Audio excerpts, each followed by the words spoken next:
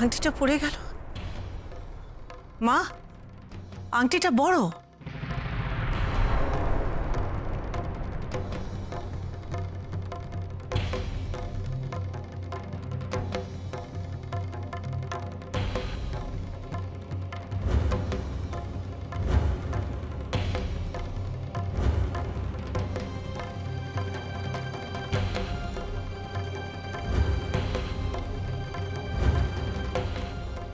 কৃষের এঙ্গেজমেন্টের আংটি রাতারাতে।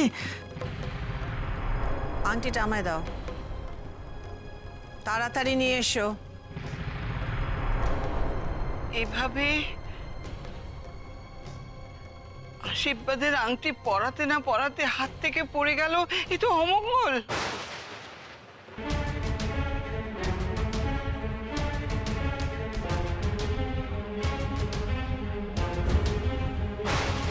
ঠাকুর, ঠাকুর রক্ষা করো।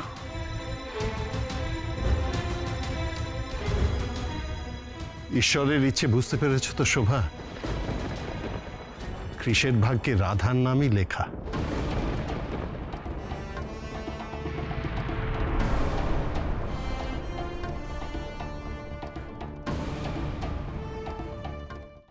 আবার শুরু করো না তো। এটা তোমাদের ফ্যামিলি ট্রেডিশনাল একটা আংটি। কোন যুগে কার জন্য বানানো হয়েছিল ঠিক নেই। আমি বারবার বলেছিলাম যারার জন্য একটা নতুন আংটি করে দাও, শুনলেন আমার কথা কেউ? এখন যত সব মঙ্গল অমঙ্গল, যত সব রাপেশ। না না না দিদি ভাই, এটা ট্র্যাডিশনাল আংটি। এটা তো যারার আঙুলের মাপে নাই হতে পারে, মানে হবে এটাই তো স্বাভাবিক নয়। কিন্তু কিন্তু হাত থেকে এরকম এনগেজমেন্টের সময় আংটি পরাবার সময় খুলে পড়ে গেছে এরকম আমি কখনো শুনিনি।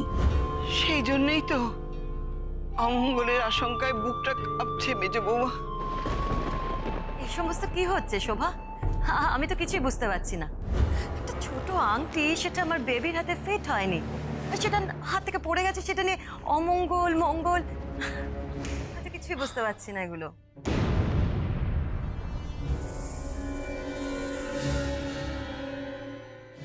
এটাতে তো আমার বেবি জাওরার উপরে কতটা ইম্প্যাক্ট পড়বে তুমি ভাবতে পারছো? আচ্ছা, তাছাড়া এখানে রিং সেরেমনিটা বা কি দিয়ে হবে? হ্যাঁ না, তোমার কাছে অন্য কোনো রিং আছে? কারো কোনো রিং এর দরকার নেই সিদ্ধার্থ, রিং আমার কাছে আছে।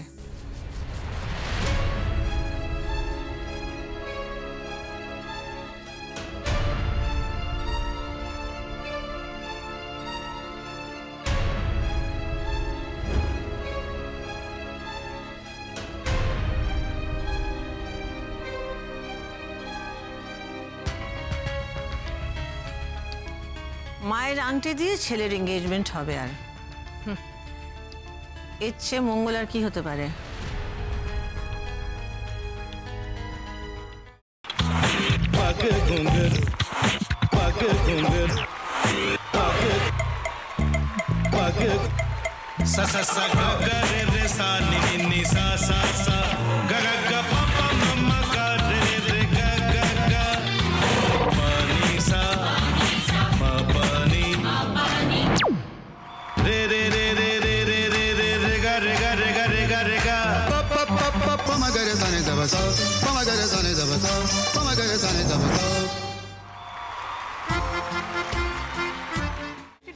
ভাতের সঙ্গেই খায়।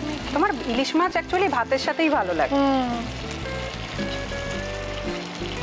এইবার একটু আরেকটু জল লাগবে। হ্যাঁ, সর্ষে বাটা দিলে তো। তুমি বাজার করেছো কখনো?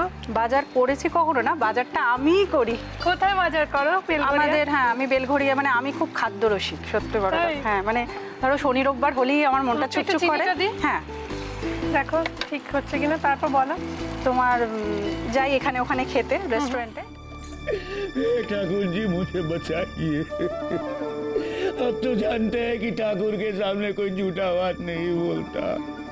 हमने चोरी नहीं किया। সত্যি তো, ঠাকুরের সামনে তো কেউই মিথ্যা কথা বলে না। তাহলে রামকিনান দাদা সত্যি বলছে? তাহলে পালাটা কে চুরি করলো? পুনকে কে চুরি করলো? সত্যিটা জানি কি করে?